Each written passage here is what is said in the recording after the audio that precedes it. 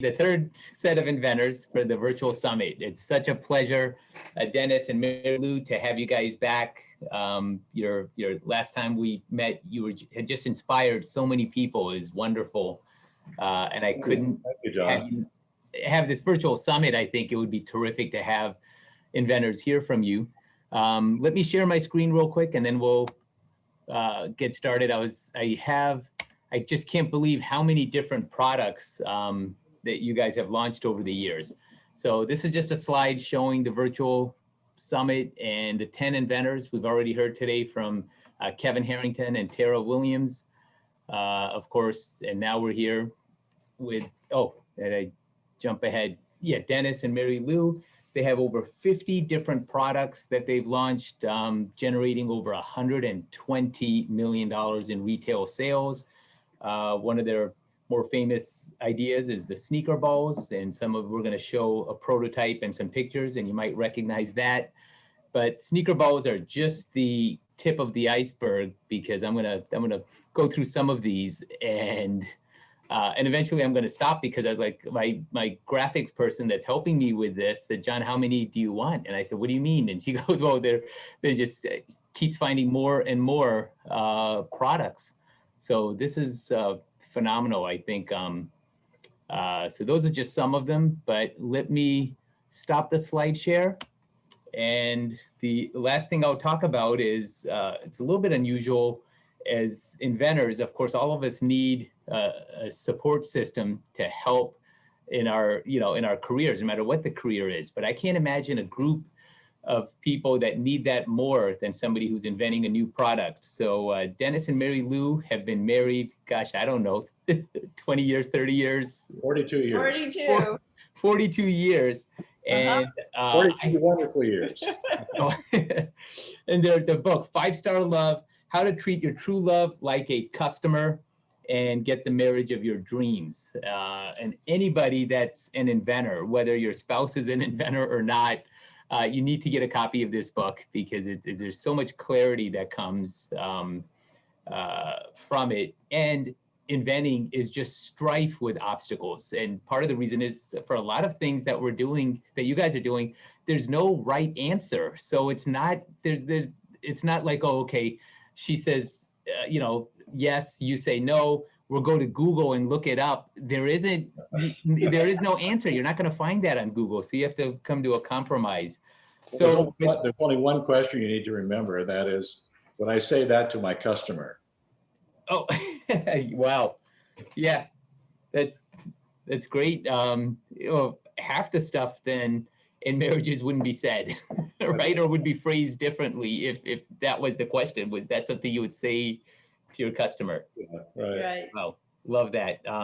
So with that, why don't you introduce yourself instead of starting with the products? Let's go to where you were before inventing became your life. So take us back to the early stages.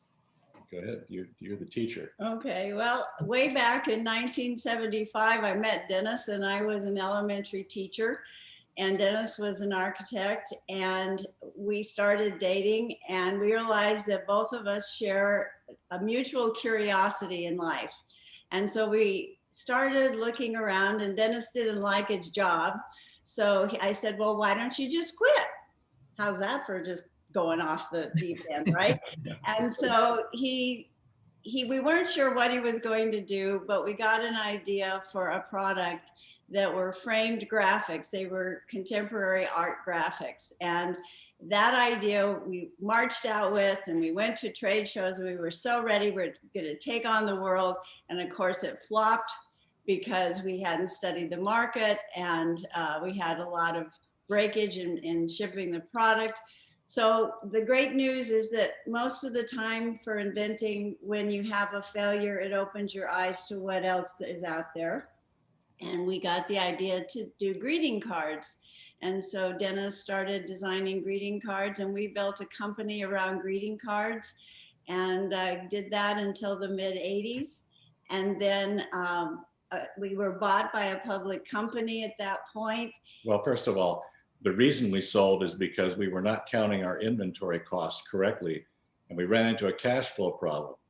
But we had invented a number of different products that had value. So when we sold the company, we got cash for that to pay off all of our debts, and then we received royalties from the products. So then after that, about a year of that, the company that we sold to went under, and so we were stuck with no income. So we had to come up with some new ideas to develop, and that's when we came up with the idea for sneaker balls. And at that point, you had already, Mary Lou, you had already resigned as a teacher, right? So you didn't have that Right. income. Well, And I had resigned 1 year and working with the public company. And then when they went under, I went back to teaching. And this was a real hard part of our life because we lost our house. And we sold a car. And so Dennis was taking me to school every day, which was some of the best conversations we've had. And he started working on a novel. And then we got the idea for sneaker balls in 1988. And from there, then we decided to stick with inventing, simple products, and went on to what you just showed. yeah, wow. So you were not an architect anymore at that point. Right. I stopped practicing and just worked on the business. Okay. One of the things that is tough for an inventor, for a lot of inventors, it's one thing if you start out with a success, then you're more likely to continue. It's almost, I don't know, if you go to Vegas, if you get a small win, then you continue playing longer because you've got that win kind of fueling you and you know it can be done. But that was not your story. Your first venture flopped. Like, how do you get the courage to say, let's try again? And then did that cause any strife in, like, getting back to this, like any strife in the relationship? Are both of you saying, yeah, let's do it? Or are one of you saying, hey, I think a day job in teaching or architecture for one of us would make more sense? Well, you're right. Once you get hooked on whether it's Las Vegas or stock market or anything, fishing, I mean, right? You get one bite, and then you're going to stay out there a lot longer than if you go with no bites. You just give up easier. So you guys, you didn't get a bite on your first cast. So that must have been tough. Yeah, it was tough. We had some tense moments because I was so focused directly on coming up with new ideas and new products that I didn't spend as much time on the marriage as I should have. And one day, Mary Lou's dad came to visit us, and he had a good talking to me about what was important. And so I sort of got myself back on the track of paying attention to the marriage as well as to developing products. So it's finding that balance, because life in the invention business or in any business is a roller coaster. You have your highs and your lows, and you can't let the highs make you overconfident, and you can't let the lows get you depressed so that you can't continue to move forward. Well, and also necessity is the mother of invention, but desperation is the father. That's right. And so part of that was when the first company or first idea went under, it was really, what are we going to do now? And you're like right. Sink or swim, right? Yeah, and you're right. It was comfort that I had the ability to keep on teaching, but I also really believed in Dennis's talent, and I knew from that one product that this was really something he was meant to do. And so we just decided, all right, we're gonna risk, and we'll keep working. And then the idea for our first line of greeting cards came, and it just made sense from then on. We just kept finding new ways to express how people could communicate with one another. So you just really have to treat each other with respect and love and trust. And going back to that idea that you treat one another as your best customer, it makes such a difference with how the conversations go.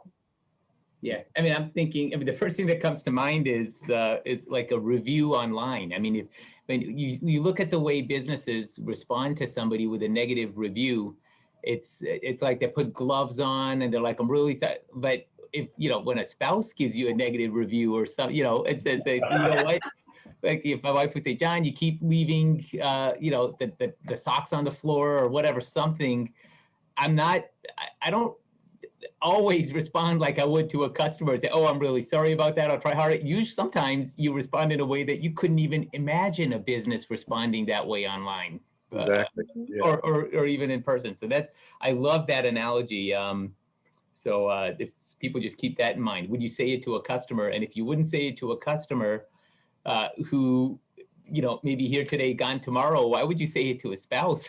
Yeah. I don't want to lose their business. So That's right. you're much more polite.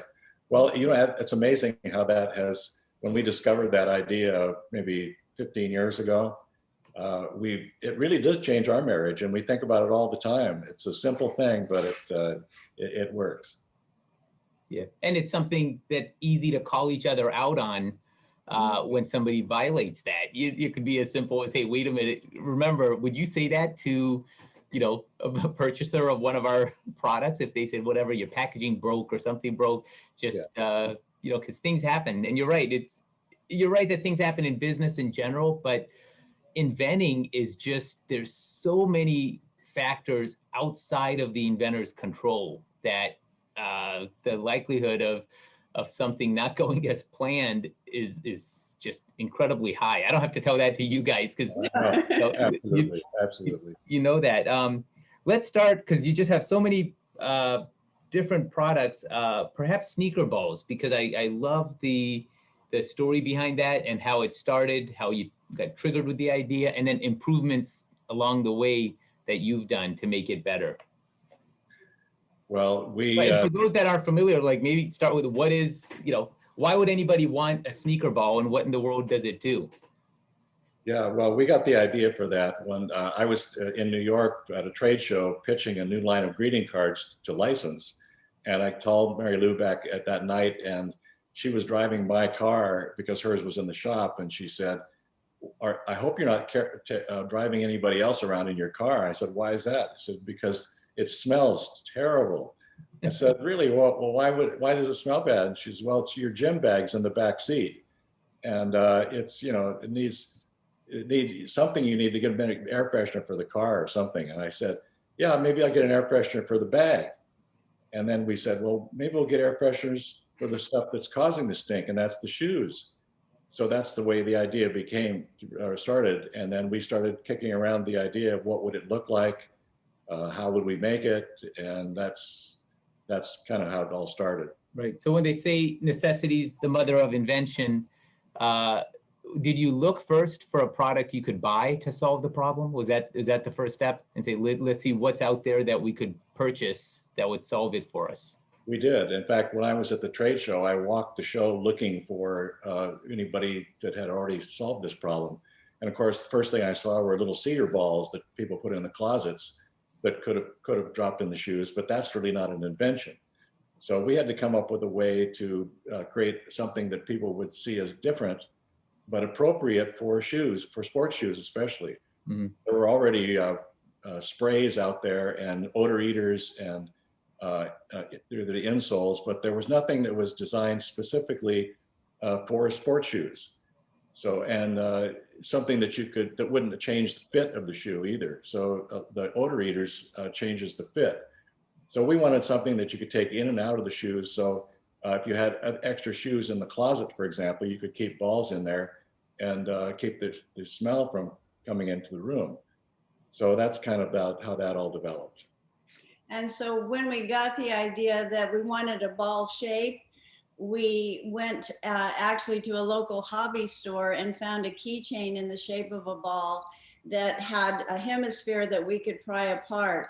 So our first prototype was basically that plastic ball, and we had it apart and we stuck cotton in the middle here. We had a cotton ball with scent on it, and we scotch taped two hemispheres together. And that was our first prototype. This was later when we figured out how to hook it together.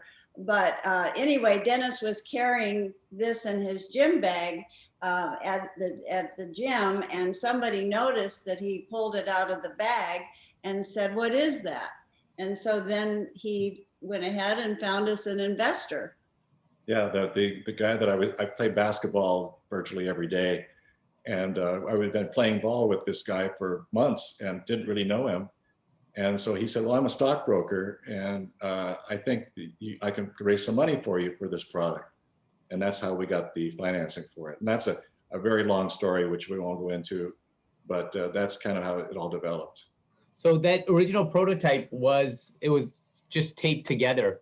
Yes, it was scotch taped together, so it was just the two balls with tape. I mean, it wasn't pretty.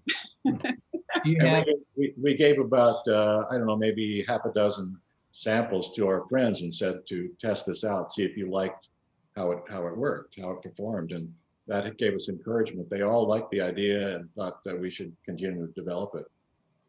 And then as we kept on going, we turned it into a product where it twists. We realized that's how it is now. Yeah. Right. So here's in the stores. This is what it looks like now. So this, eventually we sold the company to sold our company to M Plus Soft Sole. And so this is how they currently then are marketing the product in national chains. So after all that time, 1978 till now, 32 years, and it's sold all over the world. Well, it still has got to be an amazing feeling to walk into a store and still see the product in on store shelves. It's funny. Like saying hi, kids. So and we made it all from recycled soda bottles. So it was all made from recycled plastic. Oh, and was that at a time when there was a push for environmental friendly products as well? Yeah, 1988 is when we developed it. Yeah, it was hard at the time to find good recycled plastic that didn't have a lot of metal in it. So that was a challenge also. But it's funny. The reason I bring this up is the story behind Post-its is that initially, for some products, you don't realize you have a need until the product exists. It's not a lot of, so they had to give these out, and then only then did people start realizing that they had a need for it. So you found out with the sneaker balls as well, because you created a whole new market segment. It's not as if you were competing with something that people were using already that really addressed it. Because you're right, the odor eaters, it adds like a 1/4 inch or something to the inside of your shoe, so it changes the fit. And for dress shoes, it might not be as important. For sports shoes, that makes a big difference. Yeah. And the sprays require a lot of, you have to be diligent. You have to remember. Whereas this, it looks like it's kind of does all the work for you. You simply throw it inside the sneaker and you're done. Yeah, and you could have put like a little tree or a little leaf car air freshener. You could have dropped that in the shoes while they were sitting in your closet, but that isn't appropriate for sports. So one of the largest markets for this product is fathers and mothers buying them for their teenage sons. So it's and daughters and for hockey bags and gym bags and all sorts of different. But the idea is it's appropriate for the use, and it appeals to kids that are interested in sports. Yeah, and I know you guys have your children are grown now, but was that part of the impetus behind your idea as well, or was it? Or you could say like, no, Dennis, it was just your shoes that stink, or was it the kids as well? Definitely, it's kids too. But, if our son was in the back seat of the car and I was driving him back from the game, I knew the instant he took his shoes off in the back seat because it just permeated the car. Not that mine wouldn't do the same thing. I mean, the good thing about this product is it was a universal problem. It happens there's no age limit, there's no gender limit, there's no country limit. It really was one of those things that everybody can relate to. Yeah, it's funny. We have 2 comments right now in our questions. One person says they had bought the product for their teenage boys and want to thank you for that. And there's another one that said they actually see it at their store and didn't know who the inventors were. But now, so now you know the inventors behind it. Yeah, that's great. Thank you very much. So tell us the, I mean, gosh, I know because we have spoken before, I was going to say the mistakes that you have made that you wish somebody had advised you in advance not to make. So, you know, one of those, what would you do differently type of questions. Well, here's an example of a product that we took sneaker balls and we turned them into car air fresheners. And during the World Cup back in 2000, we had developed a soccer ball version of the product to sell as a car air freshener. And wow, that's it. We had a lot of orders from our European distributors for this product. So we had to develop, we had to learn how to print on the ball to make we had to build molds to build the soccer ball shape.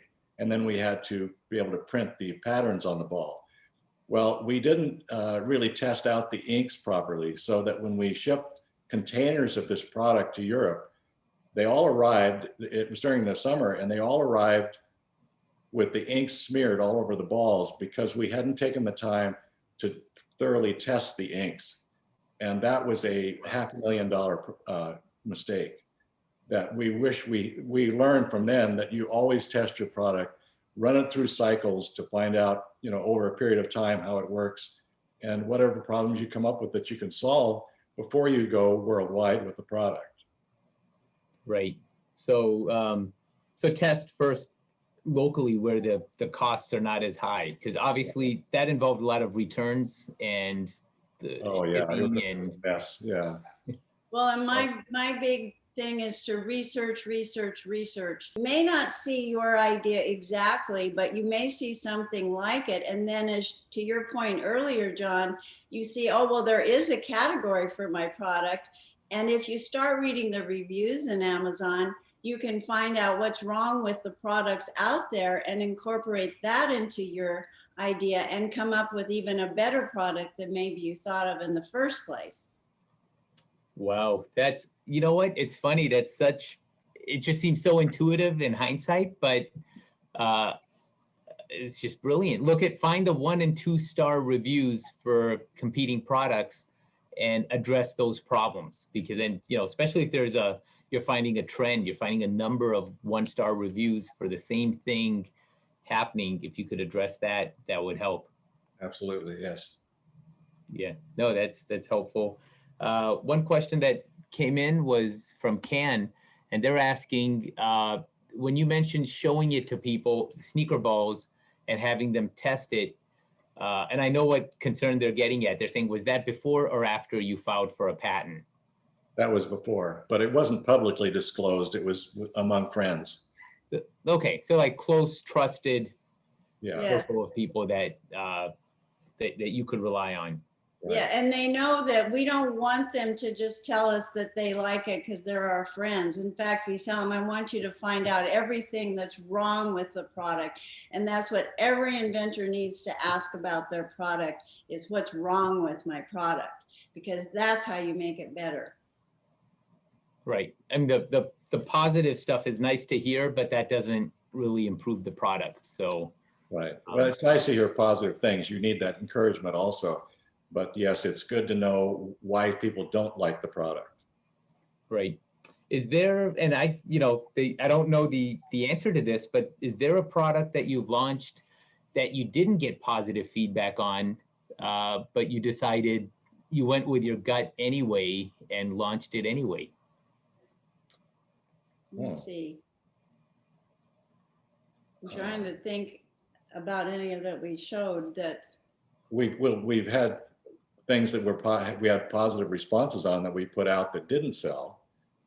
But I don't think we've. Well, one product was, I had this idea after I had a minor wreck with my car for a Band-Aid for the car. And it was large and it had sayings on it like my husband was driving, or, you know, something that was like a bumper sticker that you would put over the dent until you could get it to the shop. And that product did not work because people were so afraid that when they put it on the car that it would take the paint off. So it just died. I mean, that was one that It was a fun idea, it though. was a fun idea, but was not, Yeah. it didn't work. Yeah, so I mean, and that's one of the things that the unpredictable aspect of inventing that you can't predict, and that's partly what makes it fun, the human nature aspect of ideas. You know, as a patent attorney, we you know, we're kind of known as nerds. So there's a lot of products that like pocket protectors that are really practical because you don't want your ink like ruining your shirt. And I don't know, Dennis, if as an architect you you face that as well, but we can't. You know, there's just such a negative stigma associated with that. Even though, from a technical standpoint, it's a good, useful product. The clip-on tie is another example.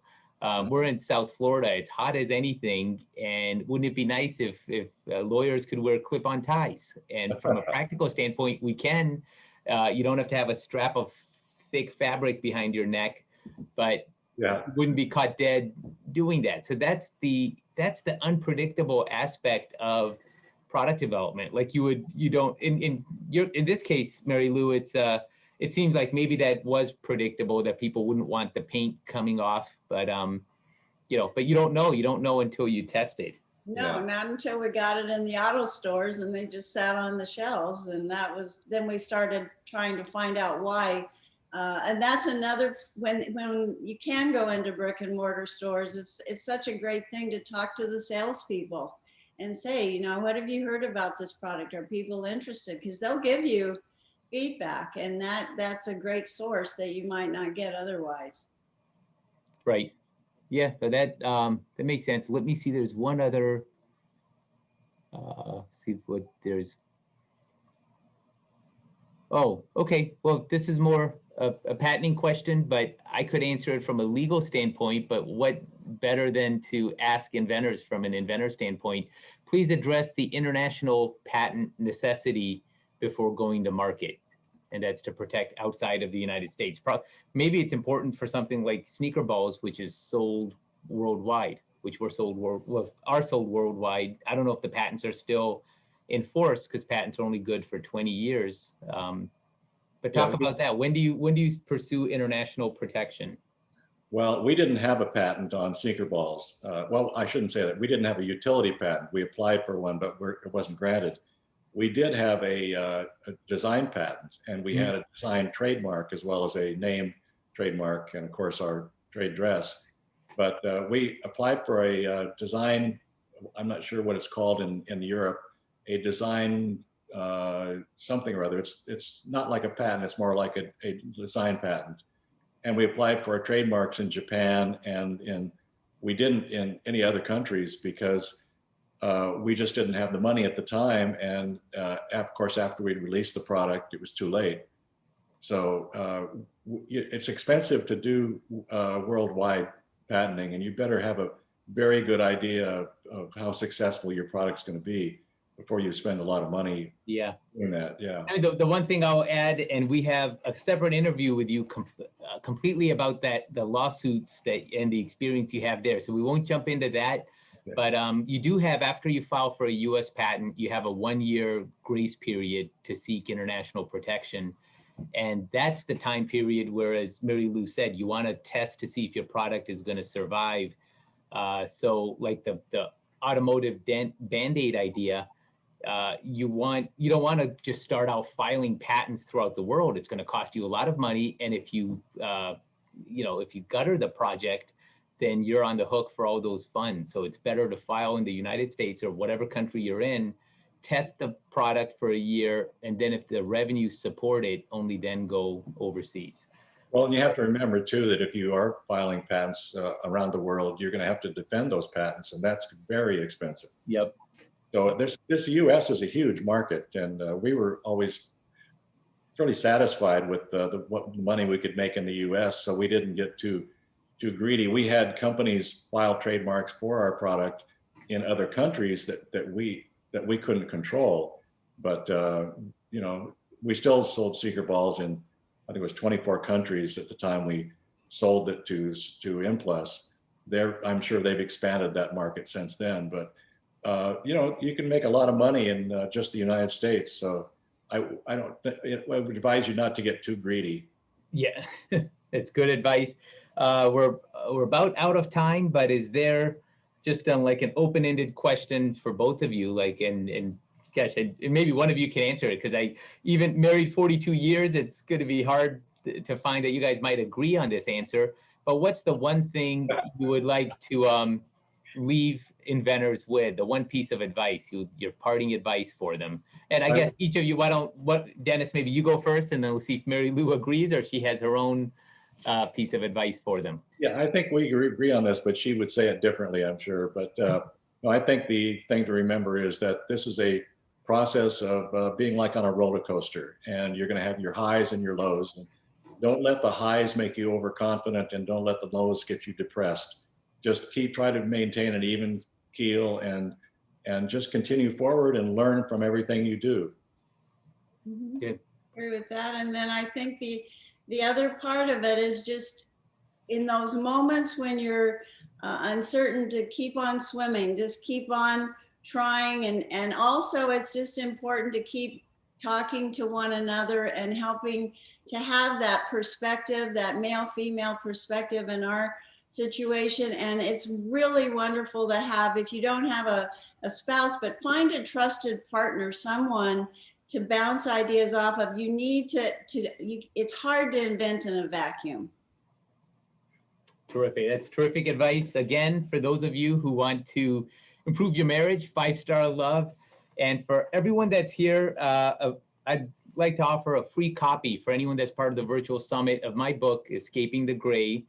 And Jenny's our moderator if you can put the link for the PDF in the chat channel. And then for tomorrow, we're going to have, the virtual summit is 3 days, today, tomorrow, and Friday. Tomorrow, we have 3 inventors: Christina Daves, the inventor of Castmetic Designs; Wayne Fromm, if those of you who don't know him, he's the inventor of the original selfie stick, which be fascinating. And finally, Joe Altieri, the inventor of Flex Screen. That's all tomorrow from 12 to 3. And then anybody that's not part of the Inventors Mastermind, our private Facebook group for the Patent Professor, we're going to post links to a masterclass that talks about patenting, prototyping, manufacturing, all of those areas as well. And that's where Jenny, if I saw that she posted in the chat channel, but if you go to the Inventors Mastermind on Facebook, we'll post a copy of Escaping the Gray there as well. So that's all I have. Thank you again, guys. It's been wonderful. And for everyone, we'll meet back tomorrow. Thanks, Okay, John. we registered. We'll see you. Perfect. See you.